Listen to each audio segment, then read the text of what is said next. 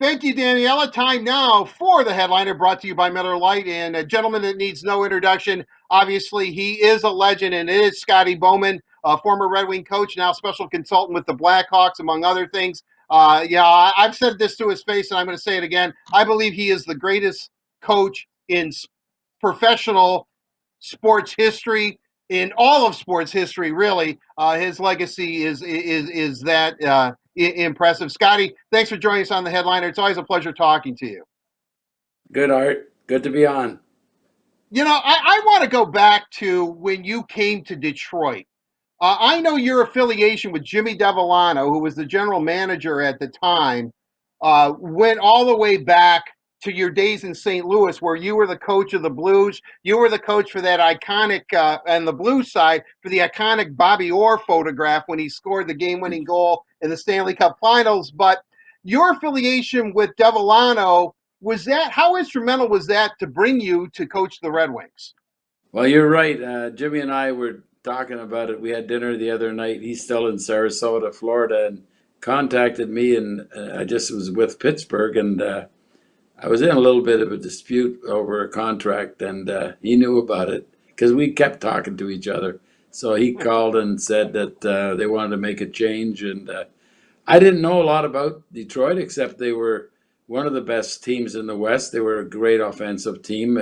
I was with Pittsburgh and we were in the East, so it didn't play them very often, and I didn't know a lot about them, but I knew Jimmy, and the rest is kind of history.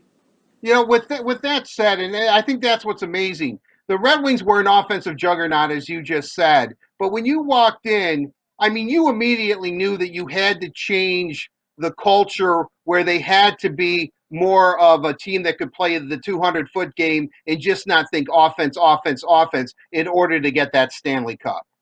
Art, when you get in the playoffs, of course, it's a lot different.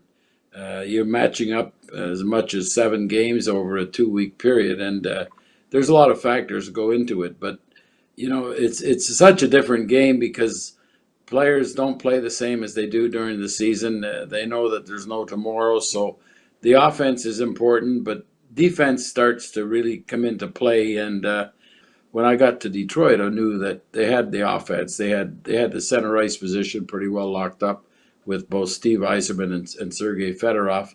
It would be tough for teams to match up. There wasn't very many. There was just a couple that could really put centermen like that on the ice. So we got playing good defense. We got some pretty good goaltending in the playoffs, as you know. Defense became. I don't think we just played all out defense, but we played a puck possession game, and I think we were more like the way the Russian national team used to play. We had 5 of them at one time on our teams, but I think their philosophy was if we have the puck and we're making the right plays and not giving it away foolishly, we're that's going to be our defense, and that's what we were able to do with the Red Wings. We had enough.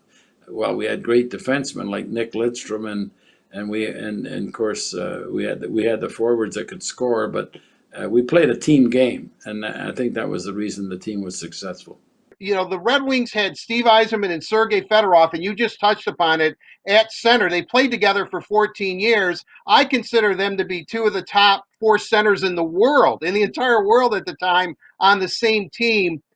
I don't know if that made it easier for you to coach, but it certainly, as you just touched upon, made it very tough for teams. It was almost like pick your poison. What are you going to do? Try to shut down Yzerman? Or are you going to try to shut down Sergey?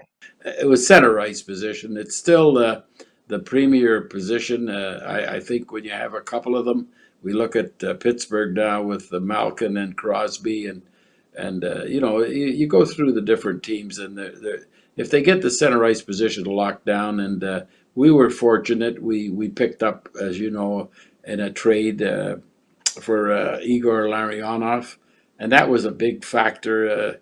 Even though Igor was 37 when we got him, he still had a lot left, and he proved it with being on those 3 cup teams. And I think the other part that we got to mention is uh, before I got there, I think it was Doug McLean and both Brian Murray and Doug.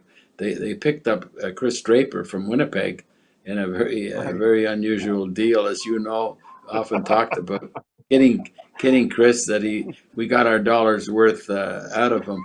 But no, that was only a joke that they had to they got his release and they had to make it official, so they had to put $1 on the table. But so I think with those four centers, with the fact that Chris that line was so important for our performance. Chris was a great worker and a really shutdown type of guy, and of course, Steve and Sergey, what they were like, and Igor came in, and I think he was the last piece of that puzzle with getting Fetisov. We already had when I got to Detroit, they had drafted very smartly in the late, I think it was the '89 draft that they got Right. both Konstantinov and Lidstrom and then Fedorov, and I think when you look at that draft. I remember when teams wouldn't. I was on the other side. Nobody wanted to take any players from Russia because they thought it was a waste of a draft pick. So getting the first two, and then Slava Kozlov came along as a young player from Russia, and then we got three, and then we were trying to upgrade our defense. I don't think any of us thought about getting five of them. We had three of them, and then it just happened that Slava Fetisov was available. We didn't. We ended up paying, I think, a third round draft pick, but it proved out to be a real piece of the puzzle. We had so many good skilled players, but I don't think our players ever worried about playing any style the other team. If we met a team that was going to try to rough us up or try to take us out, intimidate us, we didn't. The players knew they had the ammunition to do it, and I think all those pieces coming together was the reason that this team was just molded. I want to go back to your relationship with Steve Eiserman because obviously, and you've been effusive in your praise. He had to change his game, which was not difficult because he was Mr. Offense. Had over 160 points one season, setting all kinds of offensive records. If he didn't change his game, perhaps what we're talking about right now may have never happened. And you've always said, you give Steve a lot of credit for realizing that, putting up 160 points in a season is great, but if you're going to win, you've got to play both ends of the ice. Well, we know Steve was, I think, at the time when they drafted him, and then he was the youngest captain in the NHL for quite some time. So when I sat down with Steve Right. and said, if you could figure out a way to, you're not going to get the 60 goals or the 160 points that you got, but the team, if you could play defense and sacrifice offense, obviously, and it's not easy for a player to think that way, but I think what happened with Steve is the fact that they had some real close calls in the late '80s. They had a good team. They couldn't get by Edmonton. Not nobody else could either. And then the playoff loss the year before I got there. So all the boxes were ticked that he wanted to win more than anything. So it wasn't much of a conversation. I just said, Steve, you can do it. Anybody that can score and make plays like you. And then he went out there, and I mean, he was blocking shots. He was getting face-offs, and of course, you're always enjoying it when you're winning. And I think this turned the corner for our team. I know it did, and it turned the corner on his career because he went on to win the cups and become the captain everybody knew he was. I remember when you got Larry Murphy. You came and I was covering the team obviously back then, and you said, "Hey, we acquired Larry Murphy from Toronto," and all the media were kind of looking at each other because you're right. He wasn't very popular in Toronto at the time, and we're like, "Oh, really, Larry Murphy?" And you said, "Listen, he's going to help us. He's really, really going to help us." And as usual, you were 100% correct. Murph, was a great player for the Red Wings. Well, what one thing with Murphy, he could move the puck, and it became such a perfect fit. And that was another thing about. I knew that Philadelphia was going to play the Lindros line as much as they could. Well, when you get a player like Lidstrom, Nick thrived on the 30-minute, 27, 28-minute games. He just knew. I mean, he could get Right. out there every second shift. He could control that part of the game. So I knew going into that series that, I mean, we need Nick to play between 27 and 28 minutes, maybe even 30.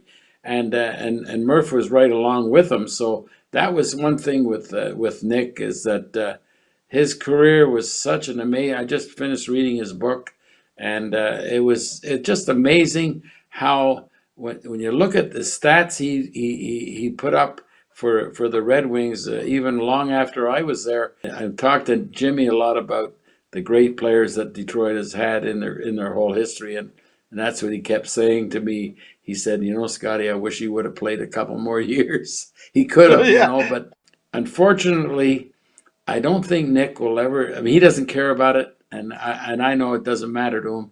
But I don't think we ever give the credit that it was due. I mean, he got credit by winning Norris trophies, but you know, when you talk about the great players in the NHL, I was fortunate to be with many. I think I counted the other day, Art. There's 42 players that I was fortunate to be with that are in the Hall of Fame. They're not in the Hall of Fame Wow. because of me. They're in the Hall of Fame because of the way they played. Don Shula said something once at a dinner I was at, and they asked him about his players and everything, and he said the one regret that he had as a coach was I never was able to tell my players how great they were, and I've always had that in my mind when I see guys like Fedorov and Lidstrom and Iserman. Scotty, I could go on all day. You know, I could keep talking to you. There's so many more questions. We're going to have you back on the headliner again. I really, really Okay. appreciate it. And I can't thank you enough. And I want to say this to you. I've said it to you before. You have done so much for me personally in my career when I was covering the Red Wings. I am so thankful, not only that I got to know you, I admired you as a coach. I love those Montreal teams. Ken Dryden was one of my idols when I was growing up. And I just appreciate you taking time. I've always enjoyed your company. Thank you very, very much for being part of the headliner today. Really appreciate it. Thank you, Scotty. Thank you, Art, and good luck to your Tuesday and Thursday.